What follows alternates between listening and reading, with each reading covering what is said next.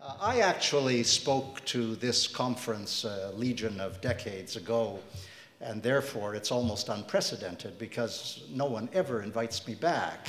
And it's almost more than my frail psyche can endure. And my wife, Michelle Landsberg, also spoke to this conference, so we feel an intimate solidarity.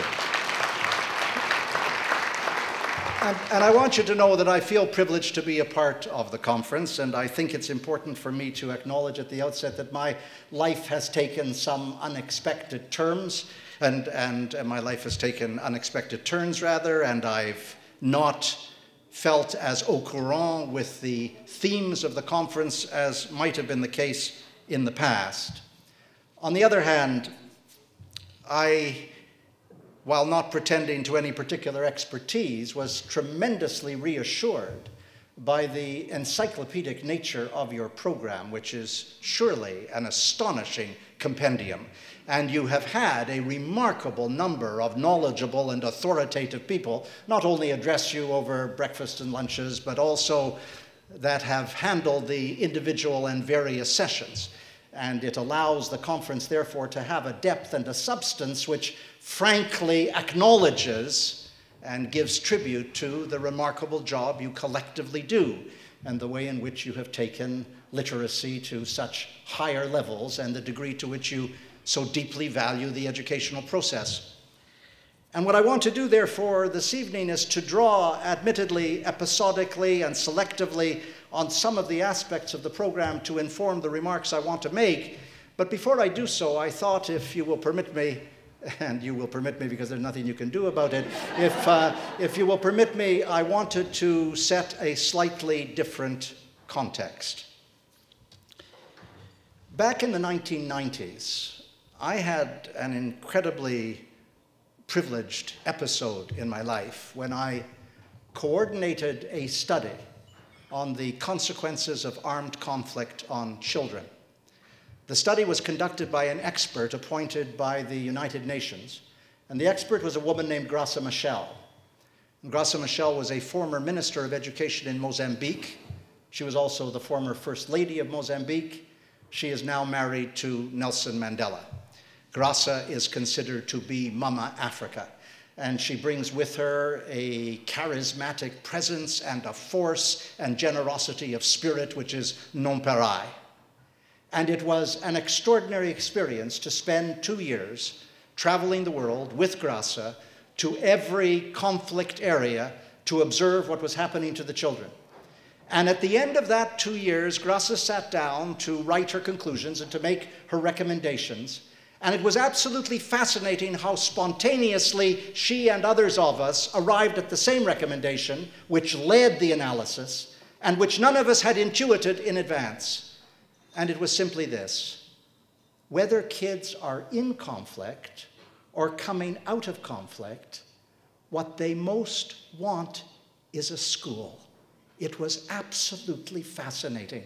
It was as though there was some kind of organic molecular structure at work which led every child to wanting the satisfaction, the peer relationships, the sense of identity, the overcoming of self-doubt, the security, and the learning that was provided by a school. And it didn't matter. It didn't matter whether the school was a formal school or whether it was in a church basement or whether it was in a community center or whether it was under the trees. Every kid yearned for a school, whom we encountered in the course of those 2 years, from Cambodia to Colombia.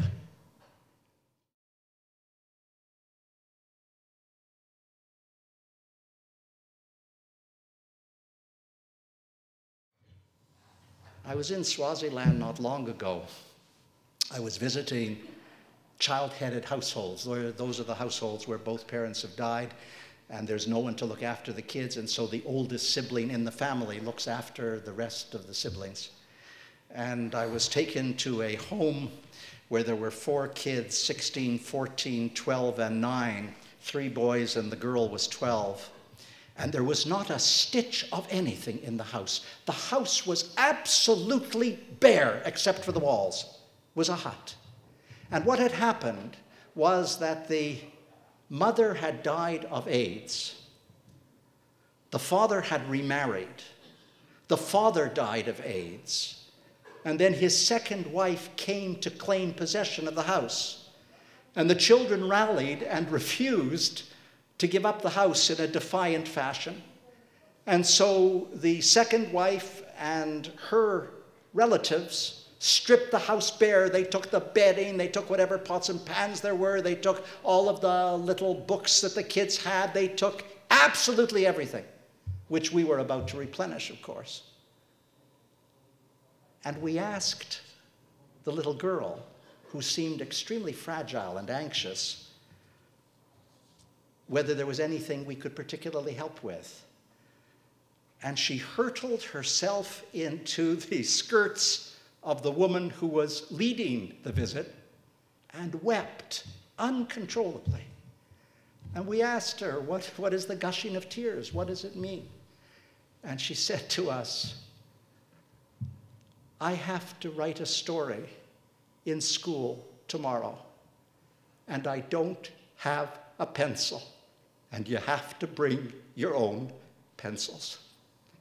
And I remember sort of jolting back and thinking the levels of injustice that animate the international community, the lunacy of children so profoundly disadvantaged in some parts of the world where there is so much advantage in other parts of the world. But it's important to recognize that the work that you do, the outreach work that is done from Tanzania to Ecuador, the work with Free the Children, the work at building schools, whether it's in Kenya or beyond, this is magnificent work. I mean, my wife and I, we love the teaching profession. I mean, there may be a moment of God